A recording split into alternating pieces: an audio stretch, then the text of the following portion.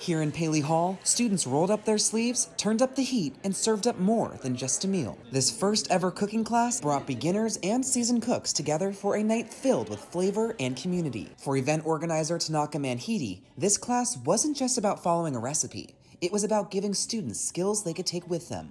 I really want students to have skills that are transferable to wherever they go, especially if they move into their first apartment. Students sauteed, sampled, and stirred their way through Temple Dining's Chef Todd's chili recipe, a dish that turns strangers into teammates. Abdel Hassana says the real secret ingredient wasn't in the food. It was in the people around it. It was great to be in here, cooking the chili and, just having fun with other people and, coming together with food. Manhidi says giving residential students first access to the new kitchen was intentional. Offering a space where students feel welcome, supported, and connected is all a part of the meal plan. We get to say, the residential students were here first. And that's a big deal because we want residential students to feel special. In this kitchen, students have crafted the perfect recipe for campus and connection.